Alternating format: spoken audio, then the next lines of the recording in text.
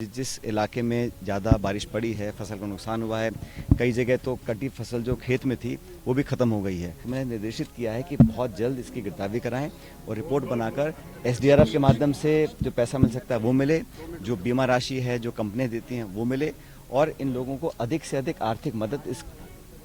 चुनौतीपूर्ण समय मिले। जो डीलर ऐसा कर रहे हैं उस पर सख्त कार्रवाई करेंगे। जिला कलेक्टर महोदय हमारे साथ थी, मैंने नाम पूछवाए हैं क्योंकि पहली बात तो यहाँ अतिवृष्टि हो गई है और किसान को दोबारा सारा खाद डीएपी लेना पड़ रहा है। उसमें अगर कालाबाजारी करता है तो उसको हम बख्शने वाले नहीं हैं। पिछले दिनों में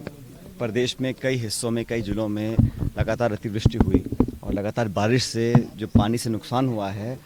उसका जायज़ा लेने के लिए और इस मुश्किल घड़ी में हमारे किसान भाइयों के लिए हम क्या मदद कर सकते हैं, तो आज सुबह मैंने मीटिंग ली थी जिला प्रशासन में और सभी को हम निर्देशित किया है कि समय रहते ही जिस इलाके में ज़्यादा बारिश पड़ी है, फसल को नुकसान हुआ है, कई जगह तो कटी फसल जो खेत में थी वो भी ख़त्म हो गई है, अगली बार के लिए चारे का भी लोगों का साधन नहीं बचा है, तो मैंने निर्देशित किया है कि बहुत जल्द इसकी गिरदावरी कराएं और रिपोर्ट बनाकर एसडीआरएफ के माध्यम से जो पैसा मिल सकता है वो मिले, जो बीमा राशि है जो कंपनियां देती हैं वो मिले और इन लोगों को अधिक से अधिक आर्थिक मदद इस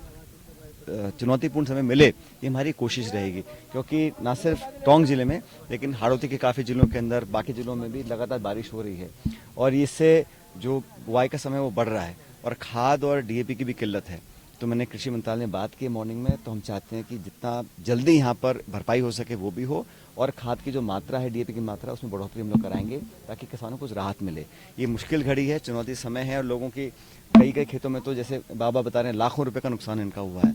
तो हमारी कोशिश रहेगी कि जितना ज़्यादा मुआवजा हम दे सकें, इनकी मदद मिले और इस मुश्किल घड़ी में हम के साथ खड़े, जितना संभव होगा जो नियम कानून प्रावधान हैं बीमे के मुआवजे के वो तमाम धनराशि लोगों को समय रहते मिल जाए। क्योंकि अगर हम मदद भी करें और वो उसमें विलम्ब हो और बहुत देर के बाद पैसा मिले उसका कोई फायदा नहीं है। किसानों की जेब में पैसा तुरंत पहुंचे, ये कोशिश में हम लोग लगे हुए हैं। 72 घंटे में क्लेम जो इंडिविजुअल क्लेम होता है वो लिखवाना पड़ता है, लेकिन हमने अभी कहा है कि जो ऑफलाइन है, जो किसान हमारे ऑनलाइन नहीं कर सकते हैं वो लिखित में भी कर सकते हैं और 72 घंटे से अगर ज़्यादा भी होगा तब भी उसकी कंप्लेन को रजिस्टर करवाएंगे। अगस्त के महीने में जब बारिश हुई थी तो लगभग 50,000 कंप्लेन आई थी व्यक्तिगत, और वो जो क्षेत्र में जो घोषित करता है जिला प्रशासन उसके अतिरिक्त जो निजी क्लेम है उस पर भी कंपनियां काम कर रही हैं। अभी भी जो पिछले 4-5-6 दिन बारिश हुई है उसके भी लगातार भी अधिकारी भी यहाँ पर आए थे, मौका मुआयना करके गए हैं। मैंने भी इन तमाम पंचायतों में दौरा किया, लोगों से मुलाकात करी है और सच में लोग दुखी हैं क्योंकि ना सिर्फ मेहनत जारी हुई है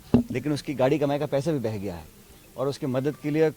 हम सामने नहीं आए तो फिर गलत बात होगी। तो पूरी ताकत से हम साथ खड़े रहेंगे किसान के, जितना हो सकता है। पूरी भरपाई तो संभव नहीं है लेकिन जितना हो सकता है हम लोग करने की कोशिश कर रहे हैं और इस बात को आज सबसे बात करने के लिए आया था। और आप देखिए खेतों में ये जो खड़ा पानी है इससे अब कई दिनों तक निकासी यहाँ पे होगी नहीं, तो इसमें